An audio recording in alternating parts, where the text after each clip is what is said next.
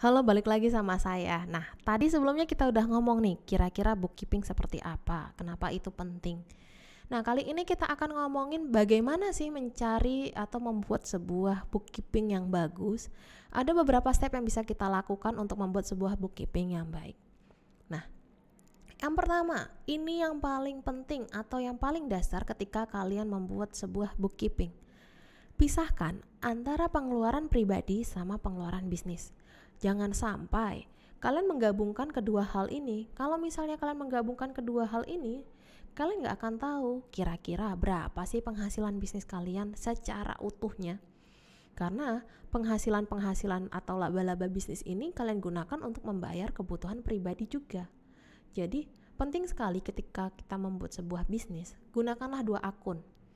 Akun untuk pribadi sama akun untuk bisnis.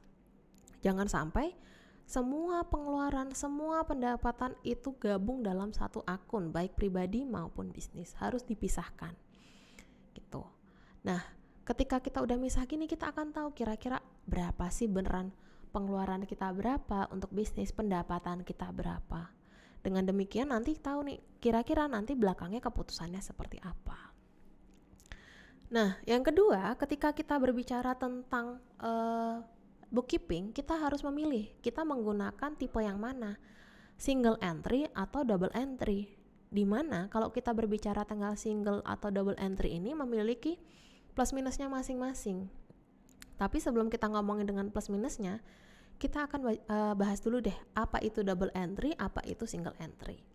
Nah, double entry ini kalian melakukan pencatatan dalam jurnal kalian, dalam bookkeeping kalian 2 kali. Kalian akan mengenal yang namanya dalam pencatatan, dalam akuntansi bisa dikenal biasanya dengan kredit maupun debit. Kredit itu ketika kalian terjadi pembelian, debit itu ketika kalian terjadi pendapatan. Nah, double entry ini ketika posisinya adalah kalian melakukan terjadi transaksi suatu transaksi akan menuliskan di kredit maupun di debit. Mungkin sedikit membingungkan ya gimana konsepnya. Nah, di sini saya ada sedikit contoh mengenai bagaimana double entry. Double entry ini seperti yang saya katakan tadi, kalian mencatatkan semua transaksi sebanyak 2 kali. Misal, saya mau memulai bisnis ini, saya membutuhkan sebuah laptop, di mana laptop saya berharga 10 juta. Nah, ketika saya membeli laptop, secara tidak langsung saya harus mengeluarkan dana sebanyak 10 juta dari tabungan saya, dari dana bisnis saya. Berarti saya mengeluarkan 10 juta, uang saya hilang 10 juta. Maka kredit saya akan berkurang sebanyak 10 juta karena keluar nih kas saya. Akan tetapi ketika saya mengeluarkan 10 juta, saya mendapatkan laptop, berarti bisa dikatakan saya mendapatkan aset, yaitu laptop dengan harga 10 juta. Maka akan saya tuliskan di debit. Jadi kredit ini saya hilang 10 juta, yaitu dari cash. Saya hilang 10 juta untuk bayar laptop, tapi saya mendapatkan aset sebanyak 10 juta berupa laptop di debit. Jadi kredit hilang 10, debit tambah 10 juta. Inilah double entry, menuliskan di kredit maupun di debit. Nah, karena kita ngomongin tentang debit dan kredit dan double entry ini, ketika kita menuliskan di sini harus seimbang. Ketika terjadi pembelian harus masuk di ketika ada kredit keluar maka harus masuk ke debit. Begitupun sebaliknya. Kalau misalnya ternyata nanti di akhir antara debit sama kredit tidak seimbang, tidak sama nilainya, berarti ada yang salah dalam pencatatan kalian. Nah, inilah plus minus dari double entry. Di satu sisi ketika kita melakukan pencatatan debit kredit ini akan lebih teliti. Kita akan tahu kalau misalnya ada yang salah, tidak seimbang, berarti ada yang miss nih, harus kita perbaiki. Di mana missnya? Ngeceknya akan lebih gampang. Tetapi negatifnya atau kekurangannya adalah mungkin untuk startup ini adalah hal yang sulit dilakukan karena kalian harus lebih memahami mengenai bagaimana kredit bekerja, bagaimana debit bekerja, penulisannya pun 2 kali. Bisa dikatakan sedikit lebih ribet nih dibandingkan dengan yang lainnya. Nah, itu adalah plus minusnya ketika memakai double entry. Biasanya kalau kita startup ini, kita tidak menggunakan double entry, melainkan nanti kita menggunakan single entry. Apa itu nanti? Nah, double entry ini biasanya digunakan oleh perusahaan-perusahaan yang memang dari segi keuangannya sudah cukup stabil. Jadi mereka akan tahu kira-kira gimana kredit mereka, bagaimana debit mereka. Nah, yang biasa digunakan oleh sebuah startup itu adalah yang namanya single entry, atau di mana mereka hanya menuliskan dalam satu pembukuan mengenai semua transaksi mereka. Nggak ada debit, nggak ada kredit. Dikenalnya hanya kas keluar dan kas masuk. Nah, di sini saya ada contohnya. Ada 3 transaksi yang terjadi. Saya membeli laptop, saya mendapatkan piutang, saya membeli meja. Nah, ketika saya membeli laptop berarti terjadi pengeluaran, itu masuk kas keluar sebesar 10 juta. Tiba-tiba saya mendapatkan piutang dari hutang-hutang yang dilakukan oleh konsumen saya sebanyak 12 juta. Terus saya mengeluarkan dana lagi untuk membeli meja sebanyak 2 juta. Berarti ketika saya membeli laptop, ini terjadi kas keluar, mendapatkan piutang, terdapat kas masuk, dan pengeluaran saya lagi untuk membeli meja. Nah, kalau single entry ini nanti endingnya tinggal ditambahkan berapa pendapatan kita, berapa pengeluaran kita. Akan ketahuan kira-kira kas akhir kita ada berapa. Nah, kekurangannya dari single entry ini, kita sedikit sulit untuk melihat apakah ada yang miss atau tidak. Karena kita hanya menuliskan kas keluar kita apa saja, kas masuk kita apa saja.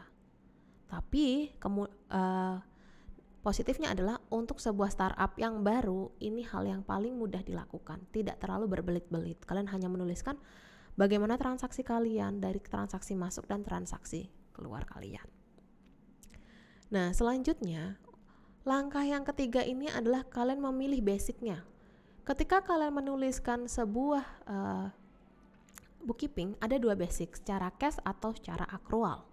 Ketika secara cash ini adalah, dan kalian menuliskan berdasarkan ketika dana kalian sudah kalian pegang. Kalau misalnya dananya belum kalian pegang, maka kalian nggak akan mencatatkan di pembukuan. Misal gini, kalian menjual barang nih, menjual barang, perusahaan yang menjual barang-barang, di mana kalian melakukan penjualan secara kredit. Artinya ketika konsumen beli, bayarnya belakangan, bayarnya nanti bulan keberapa. Misal penjualan di bulan Januari, pembayarannya nanti di bulan Mei. Nah, kalau kita menggunakan kas basic, berarti kita menuliskan bahwa baru terjadi pendapatan itu di bulan Mei, walaupun di bulan Januari sudah terjadi transaksi. Jadi tergantung kapan kita megang dananya untuk kas basic ini. Nah, sedangkan kalau kita ngomongin accrual, accrual ini adalah dana kita atau transaksi ini akan tertulis di pembukuan berdasarkan kapan terjadi transaksi. Bukan terjadi yang namanya kas di tangan. Kalau tadi kas kan memang perusahaan melakukan istilahnya penjualan itu di bulan Januari, tapi baru dapat dananya di bulan Maret. Nah, kalau misalnya accrual berarti kan terjadi transaksi di bulan Januari. Ya sudah, kita menuliskannya di buku ini adalah di bulan Januari, pendapatan kita di bulan Januari. Walaupun nanti realisasi dananya baru keterima di bulan Maret. Bedanya accrual sama cash kayak gitu. Accrual ini tergantung transaksi terjadinya kapan, cash ini tergantung kita dapat cash atau pegang cashnya kapan. Nah, masing-masing punya plus minusnya sendiri-sendiri, punya keuntungannya masing-masing, kelebihannya masing-masing. Kalau cash biasanya kita tahu secara realistisnya seperti apa, cuman nanti akan berpengaruh terhadap bagaimana sih nanti dari segi neracanya dan segala macam. Karena kan otomatis kalau penjualan di bulan Januari sudah berkurang, kita nggak tahu nih kira-kira kapan pendapatannya. Jadi istilahnya kas akhirnya masih kayak ada yang gantung lah, karena masih ada pembayaran di belakang. Tapi kalau satu sisi kita menggunakan accrual itu kan tergantung dari kapan terjadinya transaksi. Nah, kalau transaksinya sudah kita catatkan, habis itu nanti ternyata ada pembayaran di belakang, itu nanti kan istilahnya dari segi pajaknya akan lebih stabil dibandingkan dengan cash, karena cash mungkin tahu-tahu di belakang kita dapat dana lebih besar, terus ada pajak yang harus dibayarkan lebih besar juga. Nah, akrual ini kelemahannya adalah kalau misalnya ternyata piutang kita ada yang tidak terbayarkan. Nah, kalau ada piutang tidak terbayarkan secara tidak langsung kan sudah ada di pencatatan nih, ternyata ada piutang yang tidak terbayarkan. Itu akan sedikit menyulitkan bagi perusahaan. Itulah cash maupun akrual.